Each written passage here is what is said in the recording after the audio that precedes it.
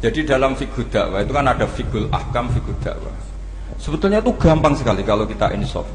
Berteman orang fasik hukumnya gimana? Hukumnya ya haram, diajak ke bar, nyari lonte, nyari WTS, ya haram. Tapi kalau dibalik, dakwai orang fasik hukumnya gimana? Ya baik.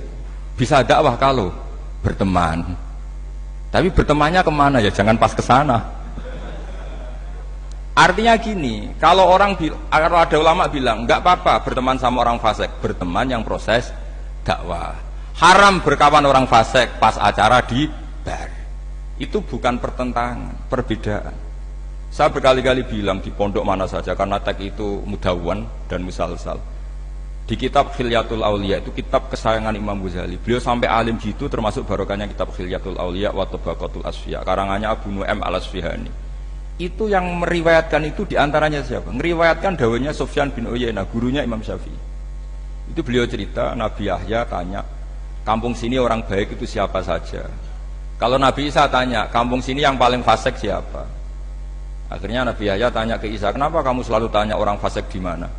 Saya ini Nabi, biman zilatit tabib. Nabi itu adalah dokter, udawil mardo, di mana-mana dokter nyari yang sakit. Jika khazanah kita di kiai-kiai pesantren NU banyak kiai yang kereng, tegas dia monggo. Ada kiai yang ngancani wong fasik-fasik dia monggo. Yang repot nggak ngancani, memang bagian dari fasik. Yang keliru itu yang itu gitu. Yang bagian itu. Kalau ngancani berapa ya orang preman yang ditobatkan para kiai-kiai yang jalur tadi banyak. Jadi ini harus dilihat. Makanya itu ada fiqhud dakwah. Ketika Rasulullah menstigmasi orang munafik itu orang yang buruk, semua riwayat mengatakan Nabi tetap berbuat baik sama mereka. Ketika ditanya, kenapa engkau selalu baik sama Abdullah bin Ubay bin Salul?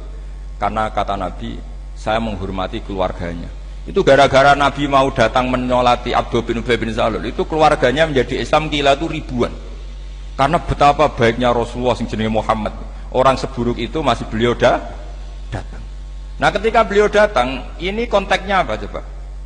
Konteksnya kan farqu bainal haqqi wa bainal batil jelas enggak beliau datang di rumahnya orang fasik. Kompaknya adalah konteksnya ya ta'allafuhum, supaya mereka merasanya nyaman. Nah yang merasa nyaman ini nanti jalurnya fiqhud dakwah.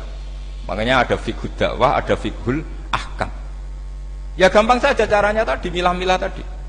Ada orang fasik, saya berkali-kali fatwa di mana-mana. Ada orang mati karena oplosan misalnya.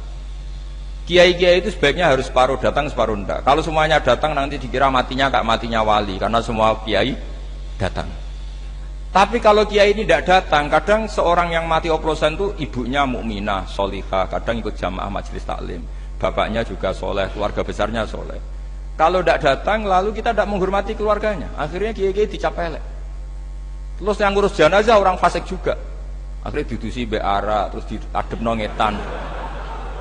Nah, ketika mereka punya cara sendiri, didusi pakai arak, diadep nongetan, yang disalahkan Allah juga kita, gara-gara kita tidak datang, nggak terlaksana syariat Islam. Nah yang datang ini bukan bela-belain orang fasik, bela-bela ini terselanggarnya syariat Islam, yaitu mayat diperlakukan secara Islam, meskipun akhirnya datang di matinya orang pakai oplosan. Makanya ada fiqhul dakwah, ada fiqhul